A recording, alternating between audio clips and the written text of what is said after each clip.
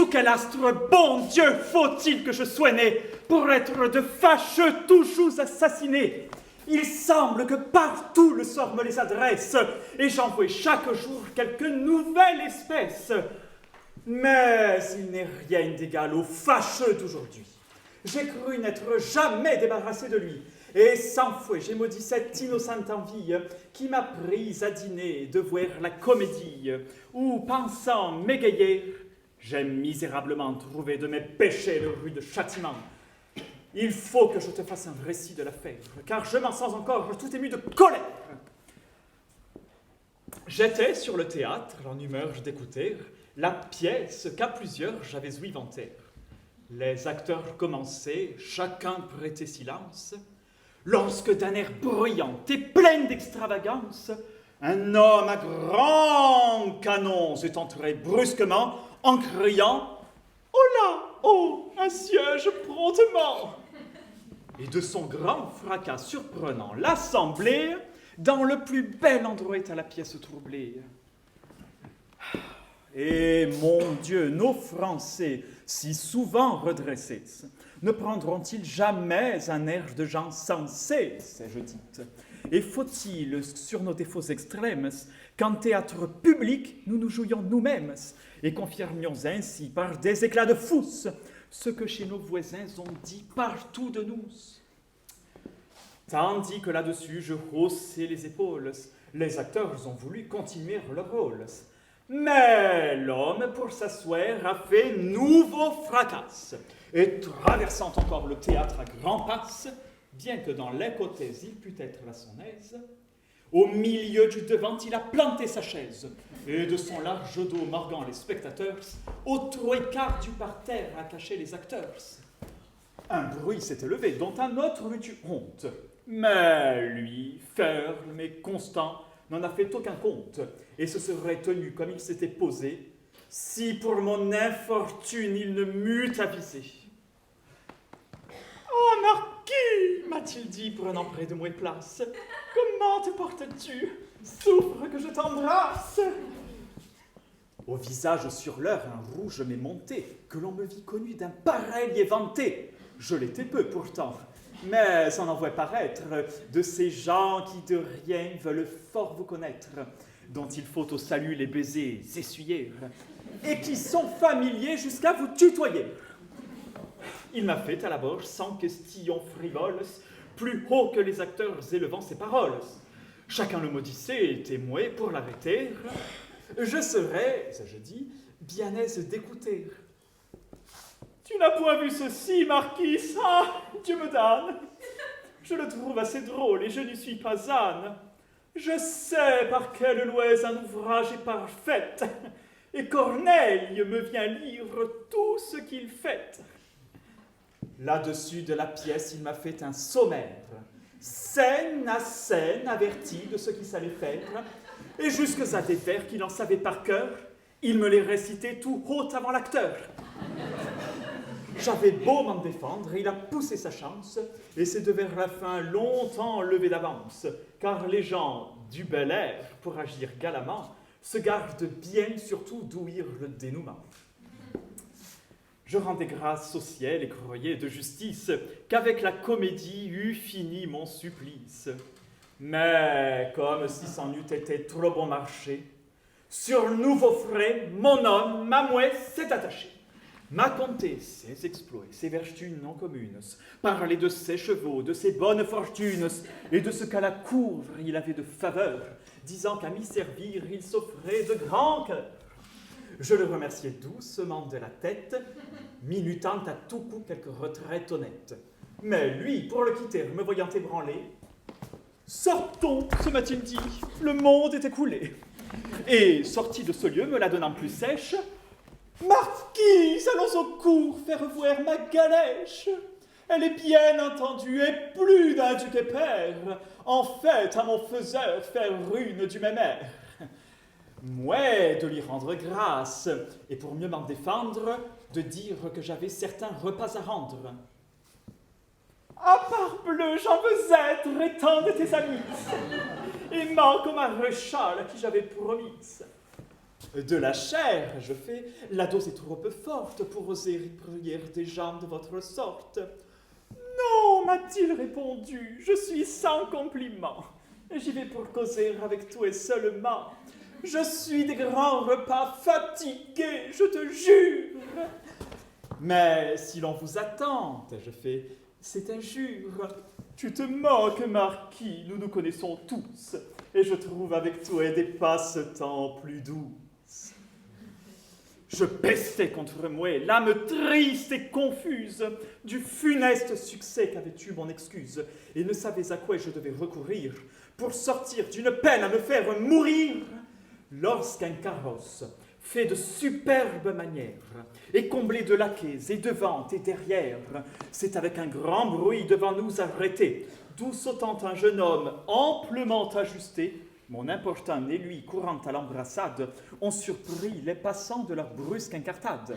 Et tandis que tous deux étaient précipités dans les convulsions de leur civilité, je me suis doucement esquivé sans rien dire, non sans avoir longtemps gémi d'un tel martyr, et maudit ce fâcheux dont le zèle obstiné m'ôtait au rendez-vous qui m'est ici donné. Ce sont chagrins mêlés au plaisir de la vie. Tout ne va pas, mon sieur, au gré de notre envie. Le ciel veut qu'ici-bas chacun ait ses fâcheuses, et les hommes seraient sans cela trop heureuses. Mais de tous mes fâcheux, le plus fâcheux encore, c'est Damis, le tuteur de celle que j'adore, qui rompt ce qu'à mes voeux elle donne d'espoir, et fait qu'en sa présence elle n'ose me voir. Je crains d'avoir déjà passé l'heure promise, et c'est dans cette allée où devait être l'Orphise. L'heure d'un rendez-vous d'ordinaire s'étend, et n'est pas resserrée aux bornes d'un instant. Il est vrai, mais je tremble, et mon amour extrême, d'un rien se fait un crime envers celle que j'aime. Si ce parfait amour que vous prouvez si bien se fait vers votre objet un grand crime de rien, ce que son cœur pour vous sent de feu légitime, en revanche lui fait un rien de tous vos crimes. Mais tout de bon, crois-tu que je souhaite d'elle aimer? Quoi? Vous doutez encore d'un amour confirmé? Ah! C'est malaisément qu'en pareille matière, un cœur bien enflammé prend assurance entière. Il craint de se flatter et dans ses divers soins, ce que plus il souhaite et ce qu'il croit le moins. Mais songeons à trouver une beauté si rare. Monsieur, votre rabat par devant se sépare. N'importe. Laissez-moi l'ajuster, s'il vous plaît. Ouf, tu m'étrangles, fat! Laisse-le comme il est. Souffrez qu'on peigne un peu. Sottise sans pareil! Tu m'as d'un coup de dent presque emporté l'oreille. Vos canons! Laisse-les, tu prends trop de soucis. Ils sont tous chiffonnés. Je veux qu'ils soient ainsi.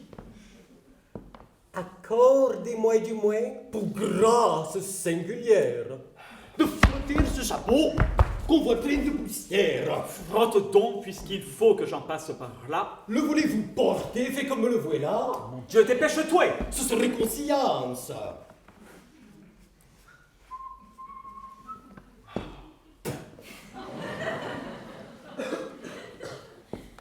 C'est assez. Donnez-vous un peu de patience. Il me tue! En quel lieu vous êtes-vous fourré? Têtu de ce chapeau pour toujours en parler!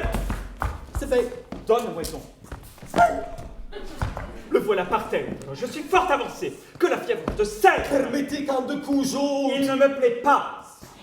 Au diantre tout valet qui vous est sur les brasses, qui fatigue son maître et ne fait que déplaire, à force de vouloir trancher du nécessaire. Mais vois-je pas Orphise? Oui, c'est elle qui vient.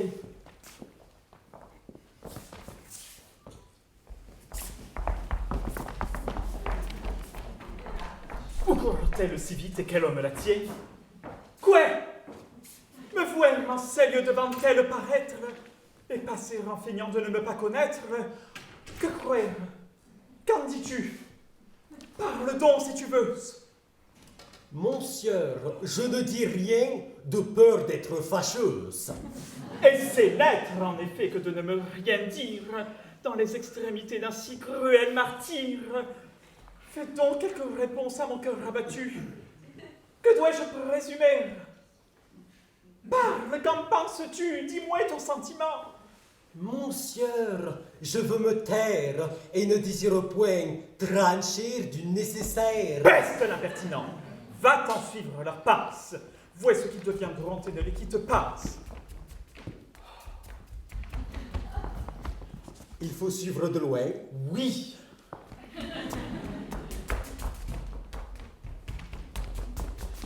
Sans qu'on ne me voie, ou faire aucun semblant qu'après ce m'envoie.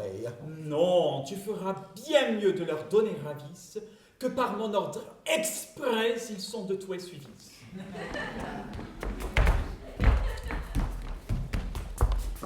Vous trouverai-je ici? Que le ciel te confonde, homme, à mon sentiment le plus fâcheux du monde! Ah, que je sens de trouble et qu'il m'eût été douce, qu'on me l'eût fait manquer ce fatal rendez-vous. Je pensais y trouver toutes choses propices, et mes yeux pour mon cœur trouvent des supplices. Monsieur, Orphise et Sol, les viennent de ce côté. Ah, d'un trouble bien grand, je me sens agité. J'ai de l'amour encore pour la belle inhumaine, et ma raison voudrait que j'eusse de la haine. Votre raison ne sait ce qu'elle veut, ni ce que sur un cœur une maîtresse peut. Bien que de s'emporter, on est de justes causes. Une belle dame rajuste bien des choses. Hélas, je te l'avoue, et déjà cet aspect, à toute ma colère imprime le respect. Votre front, à mes yeux, montre peu d'allégresse. Serait-ce ma présence raste qui vous blesse? Qu'est-ce donc avez-vous, et sur quel déplaisir, lorsque vous me voyez, poussez-vous des soupirs? Hélas, pouvez-vous bien me demander, cruel, ce qui fait de mon cœur la tristesse mortelle? Et d'un esprit méchant n'est-ce pas un effet que feindre d'ignorer ce que vous m'avez fait? Celui dont l'entretien vous a fait à ma vue passer. C'est de cela que votre âme est émue. Insultez inhumaine encore à mon malheur. Allez, s'il vous sait mal de railler ma douleur et d'abuser ingrate à maltraiter ma flamme, du faible que pour vous, vous savez qu'à mon âme. Certes, il en faut rire et confesser ici que vous êtes bien fou de vous troubler ainsi. L'homme dont vous parlez, loin qu'il puisse me plaire, est un homme fâcheux dont j'ai su me défaire. Un de ces importuns et sots officieux qui ne sauraient souffrir qu'on soit seul en des lieux et viennent aussitôt avec un doux langage vous offrir une main contre qui l'on enrage. J'ai feint de m'en aller pour cacher mon dessein et jusqu'à mon carrosse il m'a prêté la main. Je m'en suis promptement défaite de la sorte, et j'ai pour vous trouvé rentré par l'autre porte. À vos discours, Orphise, ajouterai-je fouet, et votre cœur est-il tout sincère pour louer? Je vous trouve fort bon de tenir ces paroles, quand je me justifie à vos plaintes frivoles. Je suis bien simple encore, et ma sotte bonté. Ah! Ne vous fâchez pas, trop sévère beauté. Je veux croire en aveugle étant sous votre empire tout ce que vous aurez la bonté de me dire.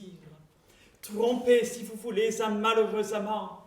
J'aurai pour vous respect jusqu'aux monuments. Maltraitez mon amour, refusez-moi le vôtre, exposez à mes yeux le triomphe d'un autre. Oui, je souffrirai tout de vos divins appaces, j'en mourrai. Mais enfin, je ne m'en plaindrai pas. Quand de tels sentiments rogneront dans votre âme, je saurai pour ma part. Marquis, en monte! Madame, de grâce, pardonnez si je suis indiscrète en osant devant vous lui parler en secret. Avec peine, Marquis, je te fais la prière, mais un homme vient là de me rompre en visière, et je souhaite fort, pour ne rien reculer, qu'à l'heure de ma part tu l'allies appeler. Tu sais qu'en pareil cas, ce serait avec jouet que je te le rendrais en la même monnaie. Je ne veux point ici faire le capitaine, Mais on m'a vu soldat avant que courtisan. J'ai servi 14 ans et je crois être en passe de pouvoir d'un tel pas me tirer avec grâce et de ne craindre point qu'à quelque lâcheté le refus de mon bras me puisse être imputé. Un duel met les gens en mauvaise posture et notre roi n'est pas un monarque en peinture. Il sait faire obéir les plus grands de l'État et je trouve qu'il fait un digne potentat. Quand il faut le servir, j'ai du cœur pour le faire, mais je ne m'en sens point quand il faut lui déplaire. Je me fais de son ordre une suprême louée, pour lui désobéir, cherche un autre que moi. Je te parle, vicomte, avec franchise entière, et suis ton serviteur en toute autre matière. Adieu! 50 fois au diable les fâcheuses! Où s'est donc retiré cet objet de mes voeux? Je ne sais. Pour savoir où la belle est allée, va t'en chercher partout. J'attends dans cette allée.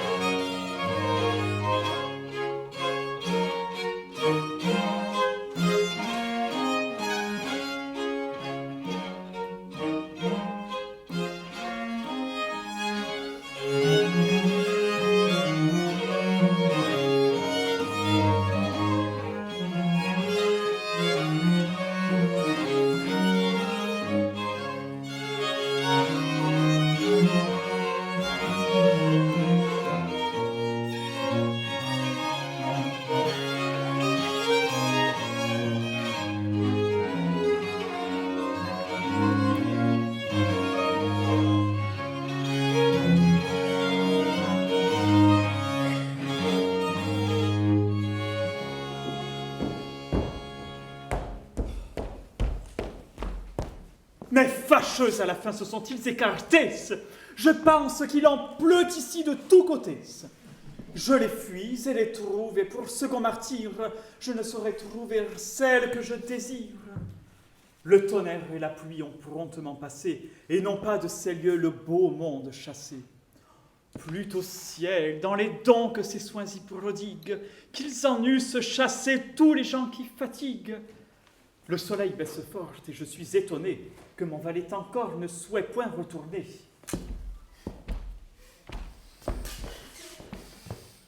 Bonjour. Et quoi est toujours ma flamme divertie?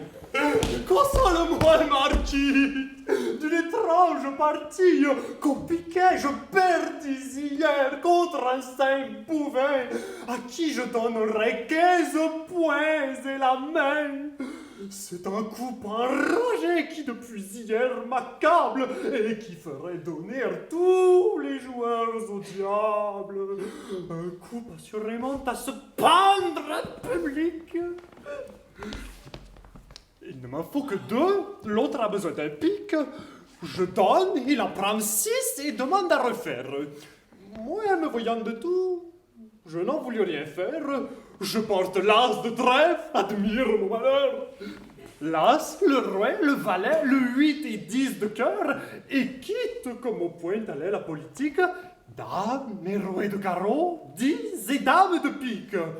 Sur mes 5 cœurs portés, la dame arrive encore, qui me fait justement une quinte majeure. Mais mon homme avec l'as, non sans surprise extrême, des bas carreaux sur table étale une 6e. J'en avais écarté la dame avec le roi, mais lui fallant un pic, je sortis hors de frais, et croyais bien du moins faire 2 points uniques. Avec les 7 carreaux, il avait 4 piques. Et jetant le dernier m'a mis dans l'embarras de ne savoir lequel garder de mes 2 as. J'ai jeté l'as de cœur, avec raison me semble. Mais il avait quitté 4 trèfles ensemble. Et par un 6 de cœur, je me suis vu capote, sans pouvoir de dépit proférer un seul mot. Morbleu, fais-moi raison de ce coup incroyable. À moins que l'avoir vu, peut-il être croyable? C'est dans le jeu qu'on voit les plus grands coups du sort. Parbleu, tu jugeras toi-même si j'ai tort et si c'est sans raison que ce coup me transporte. Car voici nos 2 jeux qu'exprès sur moi je porte. Tiens, c'est ici mon port, comme je te l'ai dit. Et voici... J'ai compris le tout par ton récit, et vois de la justice au transport qui t'agite. Mais pour certaines affaires, il faut que je te quitte. Adieu, console-toi pourtant de ton malheur. Qui? Moi? J'aurai toujours ce coup-là sur le cœur. Et c'est pour ma raison, pique un coup de tonnerre. Je le veux faire, moi, voir à toute la terre. Un 6 de cœur. 2 points.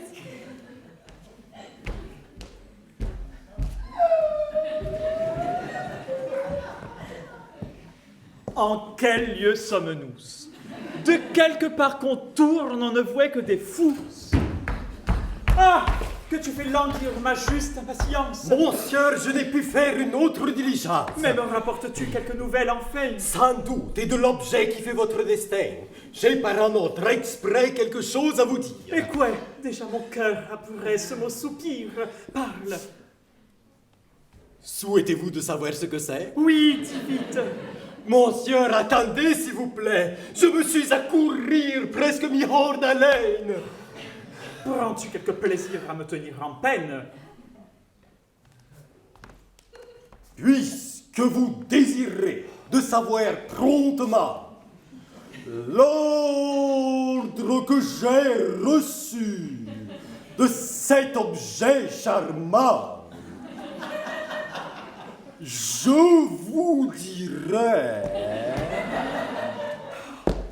ma foi, sans vous vanter mon zèle, j'ai bien fait du chemin pour trouver cette belle. Et si... Peste soit fait de tes digressions! Il faut modérer un peu ses passions. Et Sénèque... Sénèque est un sot dans ta bouche, puisqu'il ne me dit rien de tout ce qui me touche. Dis-moi ton ordre tôt. Pour contenter vos voeux, votre orphie... Une bête est là dans vos cheveux. Laisse. Cette beauté de sa part vous fait dire... Quoi? Devinez. Sais-tu que je ne veux pas rire? Son ordre est qu'un seul lieu vous devez vous tenir. Assurez que d'un peu vous l'y verrez venir, lorsqu'elle aura quitté quelques provinciales, aux personnes de cour, fâcheuses animales. Tenons-nous donc au lieu qu'elle a voulu choisir. Mais puisque l'ordre m'offre ici quelques loisirs, laisse-moi méditer. J'ai d'essayer de lui faire quelques vers sur un air où je la vois se plaire. Tout le monde sera de mon opinion. Croyez-vous l'emporter par ostination? Je pense mes raisons meilleures que les vôtres. Je voudrais qu'on nous ouït les unes et les autres. J'avise un homme ici qui n'est pas ignorant. Il pourra nous juger sur notre différend. Marquez de grâce, monte. Souffrez qu'on vous appelle pour être entre nous deux juges d'une querelle, d'un débat contenu nos divers sentiments sur ce qui peut marquer les plus parfaits amants. C'est une question navigaire difficile et vous devez chercher un juge plus habile. Non, vous nous dites là d'inutiles chansons.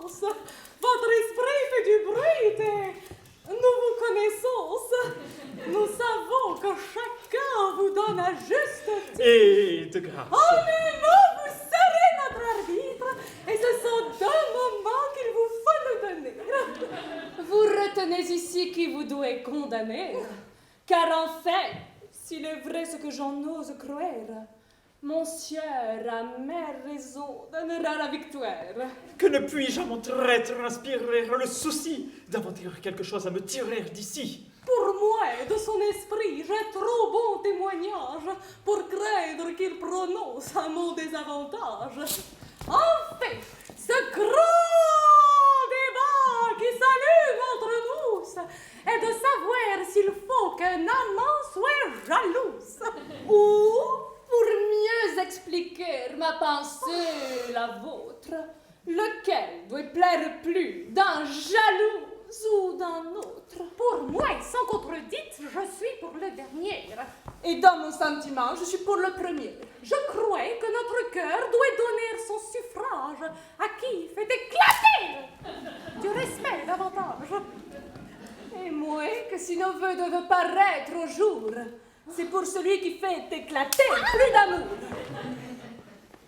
Oui, mais on voit l'ardeur dont une âme était émue, bien mieux dans le respect que dans la jalousie. Et c'est mon sentiment que qui s'attache à nous aime d'autant plus qu'il se montre jaloux. Si! Ne me parlez point pour être amant climène de ces gens dont l'amour est fait comme la haine et qui pour tout respect et toute offre de vœux ne s'appliquent jamais qu'à se rendre fâcheuse, dont l'âme que sans cesse un noir transport anime, des moindres actions cherche à nous faire un crime. On soumet l'innocence à son aveuglement et veut, sur un coup d'œil, un éclaircissement qui, de quelque chagrin nous voyant l'apparence, se plaignent aussitôt qu'il n'est de leur présence, et lorsque dans nos yeux brille un peu d'enjouement, veulent que leurs rivaux en soient le fondement.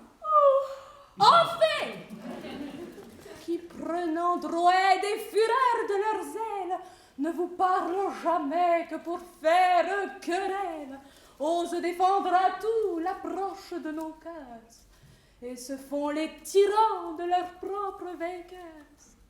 Moi, je veux des amants que le respect inspire, et leur soumission marque mieux notre empire.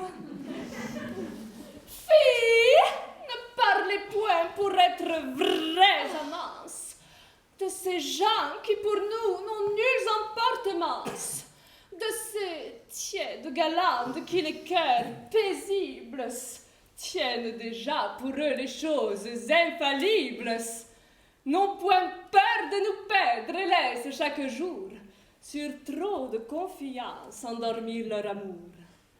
Sont avec leurs rivaux en bonne intelligence et laissent un champ libre à leur persévérance. Un amour si tranquille excite mon courrouce. C'est aimer froidement que n'être point jalouse. Et je veux qu'un amant, pour me prouver sa flamme, sur d'éternels soupçons laisse flotter son âme. Et par de prompts transports donne un signe éclatant de l'estime qu'il fait de celle qu'il prétend. On s'applaudit alors de son inquiétude, et s'il nous fait parfois un traitement trop rude, le plaisir de le voir soumise à nos genoux, s'excuser de l'éclat qu'il a fait contre nous. Ses pleurs, son désespoir d'avoir pu nous déplaire, est un charme à calmer toute notre colère. Si, pour vous plaire, il faut beaucoup d'emportement, je sais qui vous pourrait donner contentement. Et je connais des gens dans Paris, plus de 4, qui, comme il le faut voir, aiment jusqu'à pape. Si pour vous plaire, il faut n'être jamais jalouse, je sais certaines gens fort commodes pour vous. Des hommes en amour d'une humeur si souffrante qu'ils vous verraient sans peine entre les bras de 30.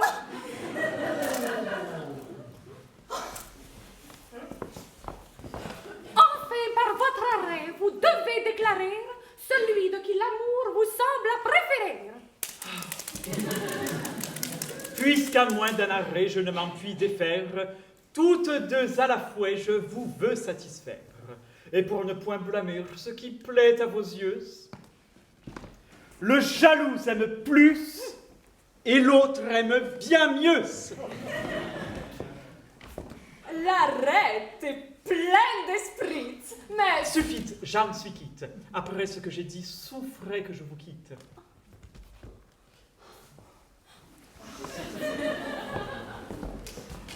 Que vous tardez, madame, et que j'éprouve bien. Non, non, ne quittez pas en si doux entretien. À tort, vous m'accusez d'être trop tard venu, et vous avez de quoi vous passer de ma vue. Quoi? Sans sujet contre moi, voulez-vous vous aigrir et me reprochez-vous ce qu'on me fait souffrir? Ah, de grâce, Laissez-moi, je vous prie, et courez vous rejoindre à votre compagnie. Ciel! Faut-il qu'aujourd'hui, fâcheuses et fâcheuses, conspirent à troubler les plus chers de mes vœux? Mais allons sur ses pas malgré sa résistance, et faisons à ses yeux briller notre innocence. Ah, marquise! Que l'on voit de fâche tous les jours venir de nos plaisirs interrompre le course. Tu me vois enragé d'une assez belle chasse qu'un fat... C'est un récit qu'il faut que je te fasse. Je cherche ici quelqu'un, il ne peut m'arrêter. Parbleu! Chemin faisant, je te le veux compter. Nous étions une troupe assez bien assortie, qui pour courir un cerf avions hier fait partie, et nous fûmes coucher sur le Pays Express, c'est-à-dire, mon cher, en fin fond de forêt. Comme cet exercice est mon plaisir suprême, je voulus, pour bien faire, aller au bois moi-même, et nous conclûmes tous d'attacher nos efforts sur un cerf qu'un chacun nous disait cerf d'Icorce. Mais moi, mon jugement, sans comment que j'arrête, fut qu'il n'était que cerf à sa seconde tête. Nous avions comme il faut séparé nos relais et déjeunions en hâte avec quelques fraises, lorsqu'un franc campagnard avec longue rapière, montant superbement sa jument poulinière, qui l'honorait du nom de sa bonne jument, s'en est venu nous faire un mauvais compliment, nous présentant aussi, pour surcroît de colère, un grand bonnet de fils, aussi sot que son père. Il s'est dit, grand chasseur, et il nous a pris tous, qu'il pût avoir le bien de courir avec nous. Dieu préserve en chassant toute sage personne d'un porteur de huchet qui mal à propos sonne. De ces gens qui, suivis de 10 hourets galeuses, disent « Mammouth » et font les chasseurs merveilleux. Sa demande reçue et ses vertus prisées, nous avons été tous frappés à nous briser. À 3 longueurs de trait, taillot, voilà d'abord le cerf donné au chien. J'appuie et sonne forte, mon cerf débouche et passe une assez longue plaine, et mes chiens après lui, mais si bien en haleine qu'on les aurait couverts tous d'un seul juste au corse. Il vient dans la forêt, nous lui donnons alors la vieille meute, et moi, je prends en diligence mon cheval alezan, tu l'as vu? Non, je pense. Comment? C'est un cheval aussi beau et beau, et que ces jours passés j'achetais de Gavot. Je te laisse à penser si sur cette matière il voudrait me tromper, lui qui me considère. Aussi je m'en contente. Et jamais en effet il n'a vendu cheval ni meilleur, ni mieux fait. Une tête de barbe avec l'étoile nette, l'encolure d'un cygne effilée et bien droite, point d'épaule non plus qu'un lièvre, courjointé et qui fait dans son port voir sa vivacité. Des pieds, morbleu, des pieds! Le redouble! À vrai dire, j'ai trouvé le moyen moi seul de le réduire. Et sur lui, quoiqu'aux yeux il montra beau semblant, petit Jean de Gavot ne montait qu'en tremblant. Une croupe en largeur, à nul autre pareil, et des gigots. Dieu sait. Bref, c'est une merveille. Et j'en ai refusé 100 pistoles, croyez-moi, au retour d'un cheval à mener pour le rouet. Je monte donc dessus, et ma joie était pleine de voir filer de loin les coupeurs dans la plaine. Je pousse, et je me trouve à une forte à l'écart, à la queue de nos chiens, moi seul, avec Drekar. 1 heure là-dedans, notre cerf se fait battre.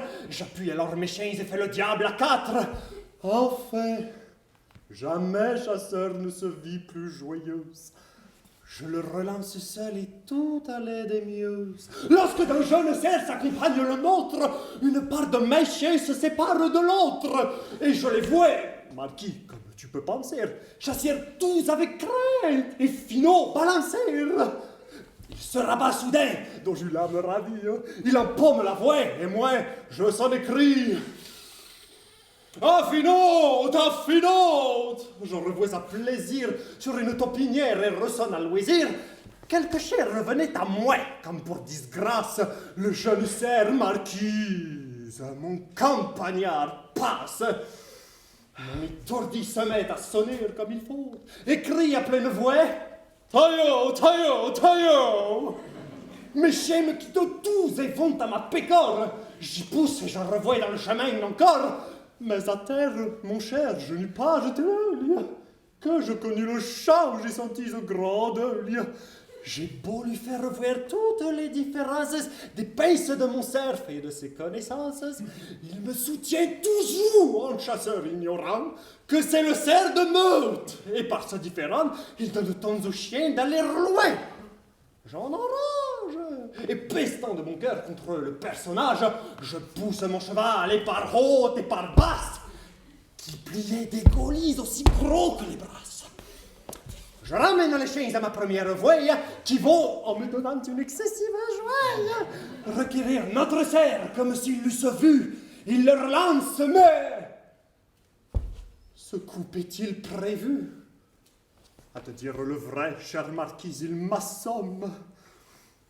Notre cerf relancé va passer à notre homme, qui, croyant faire un trait de chasseur fort vanté, d'un pistolet d'arçon qu'il avait apporté, lui donne justement au milieu de la tête, et de fort loin me crie « Ah, j'ai mis pas la bête !» A-t-on jamais parlé de pistolet, bon Dieu, pour courir un cerf? Pour moi, venant dessus le lieu, j'ai trouvé l'action tellement hors d'usage que j'ai donné des deux à mon cheval de rage. Et m'en suis revenu chez moi, toujours courant, sans vouloir dire un mot à ce sot ignorant. Tu ne pouvais mieux faire et ta prudence est rare. C'est ainsi des fâcheux qu'il faut qu'on se sépare. Adieu. Oh, quand tu voudras, nous irons quelque part, où nous ne craindrons point de chasseurs campagnards. Fort bien. Je croyais qu'enfin je perdrais patience. Cherchons à m'excuser avec diligence.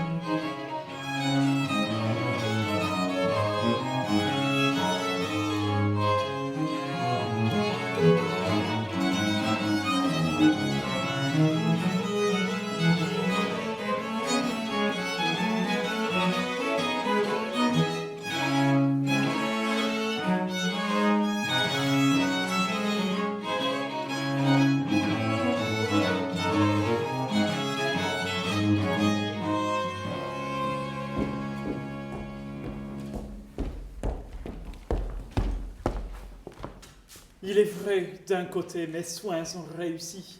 Cet adorable objet, enfin, s'est adouci. Mais d'un autre macabre et les astres sévères ont contre mon amour redoublé leur colère. Oui, Damis, son tuteur, mon plus rude fâcheuse, tout de nouveau s'oppose au plus doux de mes vœux. À son aimable nièce a défendu ma vue, et veut d'un autre époux l'avoir de même pourvue. Orphise, toutefois, malgré son désaveu, daigne accorder ce soir une grâce à mon feu. Et j'ai fait consentir l'esprit de cette belle à souffrir qu'en secret je la visse chez elle. L'amour aime surtout les secrètes faveurs. Dans l'obstacle qu'on force, il trouve des douceurs. Et le moindre entretien de la beauté qu'on aime, lorsqu'il est défendu, devient une grâce suprême. Je vais au rendez-vous, c'en est l'heure à peu près, puis je veux m'y trouver plutôt avant qu'après. Suivrai-je vos pas? Non, je craindrais que peut-être, à quelques yeux suspects, tu me fisses connaître. Mais Je ne le veux pas. il faut suivre vos l'ouest. Mais au moins ici de l'ouest. Te tairas-tu parfait? Et ne veux-tu jamais quitter cette méthode de te rendre à toute heure un valet incommode? Monsieur, le temps répugne à l'honneur de vous voir. Le matin est plus propre à rendre un tel devoir, mais de vous rencontrer, il n'est pas bien facile, car vous dormez toujours où vous êtes en ville.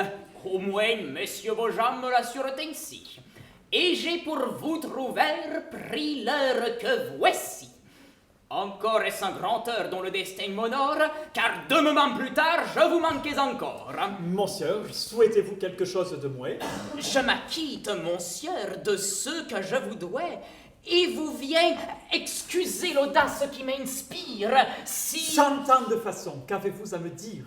Comme le rang, l'esprit, la générosité que chacun vante en vous. Oui, je suis fort vanté. Passons, monsieur.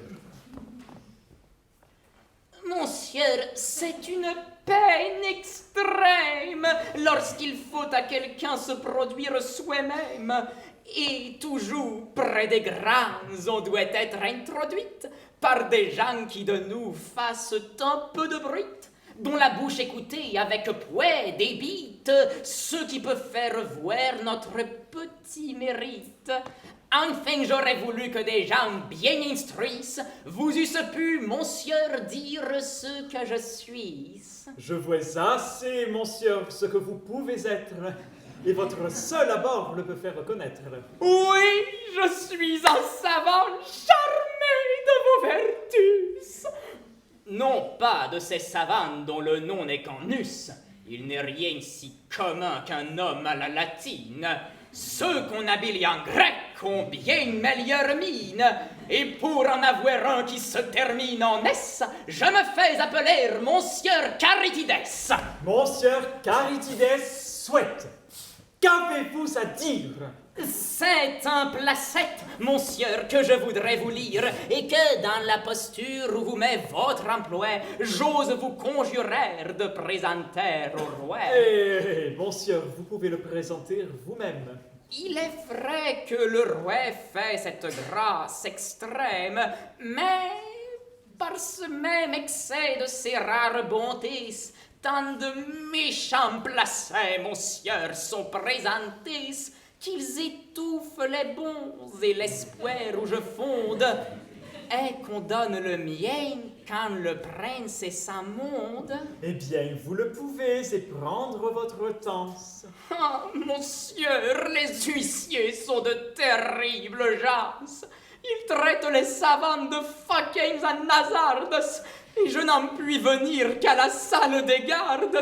Les mauvais traitements qu'il me faut endurer, pour jamais de la cour me feraient retirer. Si je n'avais conçu l'espérance certaine qu'auprès de notre roi vous serez mon mécène, oui, votre crédit m'est en moyen assuré. Eh bien, donnez-moi donc, je le présenterai. Le voici, mais au moins ayez-en la lecture. C'est pour être instruite, monsieur, je vous conjure. Ô roi, sire, Votre très humble, très obéissante, très fidèle et très savante sujette et serviteur Charitides, François de nation, grec de profession. Ayant considéré les grands et notables abus qui se commettent aux inscriptions des enseignes des maisons, boutiques, cabarets, jeux de boules et autres lieux de votre bonne ville de Paris, en ce que certains ignorants compositeurs des dites inscriptions renversent par une barbare, pernicieuse et détestable orthographe toutes sortes de sens et de raisons sans aucun égard d'étymologie, analogie, énergie ni allégorie quelconque au grand scandale de la République de lettres et de la nation française qui se décrie et déshonore par les dits abus et fautes grossières envers les étrangers et notamment envers les Allemands, curieux lecteurs et inspectateurs des dites inscriptions. Ce placette est fort long et pourrait bien fâcher. Ah, monsieur, pas un mot ne s'en peut retrancher. Achevez promptement.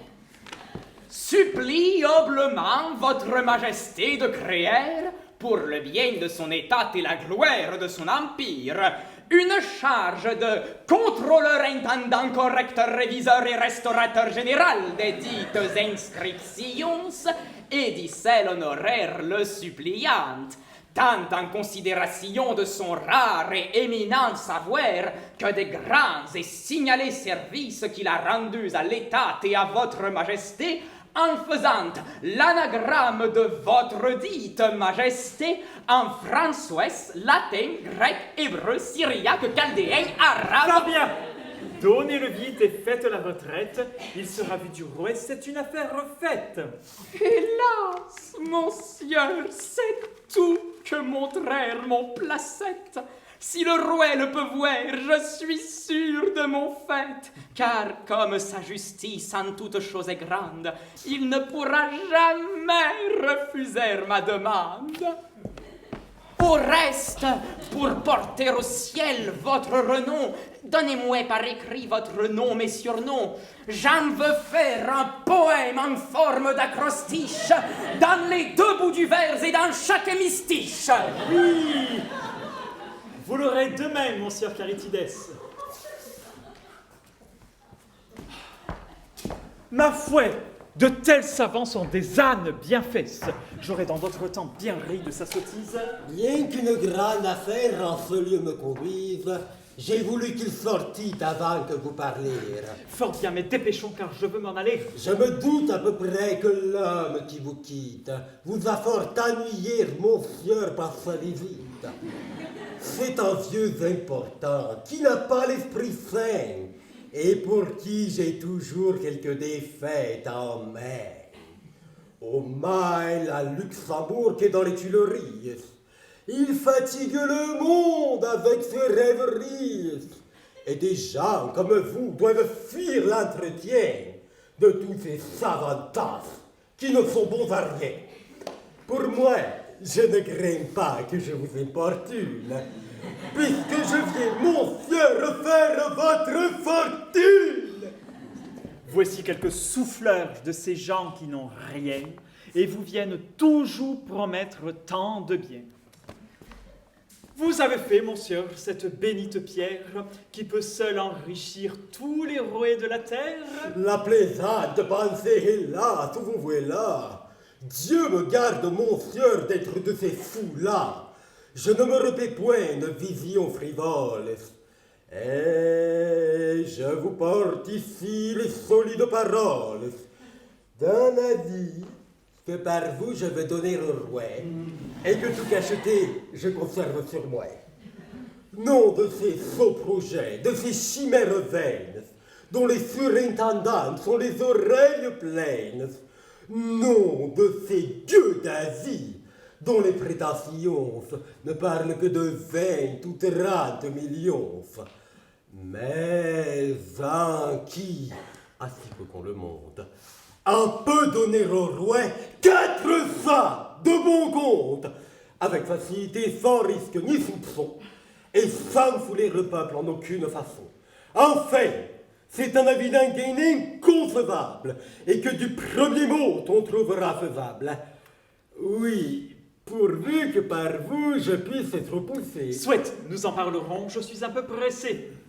Si vous me promettiez de garder le silence, je vous découvrirai cet avis d'importance. Non, non, je ne veux point savoir votre secrète. Monsieur, pour le trahir, je vous crois trop discrète, et veux avec franchise en 2 mots vous l'apprendre. Il faut voir si quelqu'un ne peut point nous entendre.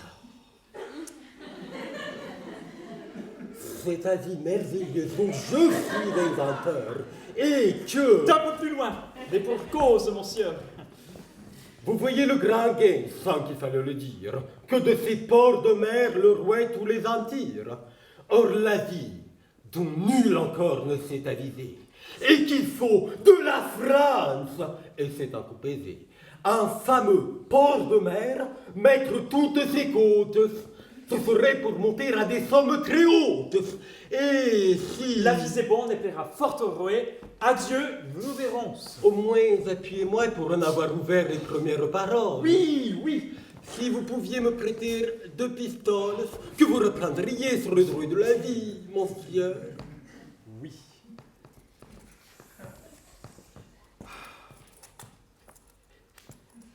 Volontiers. Plût à Dieu qu'à ce prix de tous les importuns je puisse me voir quitte. Voyez quel contretemps prend ici leur visite. Je pense qu'à la fin je pourrai bien sortir. Viendra-t-il point quelqu'un encore me divertir? Marquis! Je viens d'apprendre une étrange nouvelle. Quoi? Qu'un homme tantôt t'a fait une querelle. À moi? Que te sert-il de le dissimuler? Je sais de bonne part qu'on t'a fait appeler. Et comme ton ami, ouais, qu'il en réussisse, je deviens contre tout faire offre de service. Je te suis obligé, mais crois que tu me fais. Tu ne l'avoueras pas. Mais tu sors sans valise. Demeure dans la ville ou gagne la campagne, tu n'iras nulle part que je ne t'accompagne. Ah, j'enrage! À quoi est bon de te cacher de moi? Je te jure, marquis, qu'on s'est moqué de toi. En vain tu t'en défends. Que le ciel me foudroie si d'aucuns démêlés. Tu penses qu'on te croit? Eh mon Dieu, je te dis et ne déguise point que... Ne me crois pas dupe et crédule à ce point. Veux-tu m'obliger? Non. Laisse-moi, je te prie. Point d'affaire, marquis. Une galanterie en certains lieux ce soir. Je ne te quitte pas. Sans quel lieu que ce soit, je veux suivre tes pas. Parbleu! Puisque tu veux que j'aille une querelle, je consens à l'avouer pour contenter ton zèle. Ce sera contre toi qui me fais enrager et dont je ne me puis par douceur dégager. C'est fort mal d'un ami recevoir le service. Mais puisque je vous rends un si mauvais office, adieu. Videz sans moi tout ce que vous aurez. Vous serez mon ami quand vous me quitterez. Mais voyez quel malheur suive ma destinée. Ils m'auront fait passer l'heure qu'on m'a donnée. Malgré moi, le traître espère l'obtenir. Ah, mon juste fourreau le saura prévenir. J'entrevois quelqu'un sur la porte d'Orphise. Quoi, toujours quelque obstacle au feu qu'elle autorise? Oui, j'ai su que ma nièce, en dépit de mes soins, doit voir ce soir chez elle les rastes sans témoins. Qu'entends-je à ces gens-là dire de notre maître? Approchons doucement, sans nous faire reconnaître. Mais avant qu'il ait lieu d'achever son dessein, il faut de 1000 coups percer son traître saigne. Va-t'en faire venir ceux que je viens de dire, pour les mettre en embûche au lieu que je désire, afin qu'au nom des races on soit prêt à venger mon honneur que ces feux ont l'orgueil d'outrager, à rompre un rendez-vous qui dans ce lieu l'appelle, et noyer dans son sang sa flamme criminelle. Avant qu'à tes fureurs on puisse l'immoler, traître, tu trouveras en nous à qui parler. Dès qu'il m'est voulu perdre un point d'honneur me presse de secourir ici l'oncle de ma maîtresse, je suis à vous, monsieur.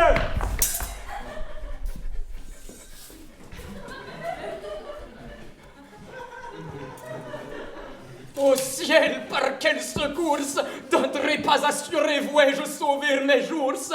À qui suis-je obligé d'un si rare service? Je n'ai fait vous servant qu'un acte de justice. Ciel, puis-je à mon oreille y ajouter quelques fouets?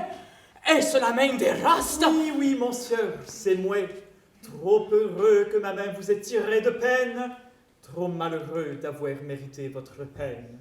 Quoi, celui dont j'avais résolu le trépas est celui qui pour moi vient employer son bras? Oh, c'en est trop, mon cœur est contraint de se rendre, et quoique votre amour se soit pu prétendre, ce trait si surprenant de générosité doit étouffer en moi toute animosité. Je rougis de ma faute et blâme mon caprice. Ma haine trop longtemps vous a fait injustice, et pour la condamner par un éclat fameux, je vous joigne dès ce soir à l'objet de vos vœux. Monsieur, quelle aventure à d'un trouble effroyable! Ma nièce, elle n'a rien que de très agréable, puisqu'après tant de vœux que j'ai blâmés en vous, c'est elle qui vous donne Éraste pour épouse. Son bras a repoussé le trépas que j'évite, et je veux envers lui que votre main m'acquitte. Si c'est pour lui payer ce que vous lui devez, j'y consens.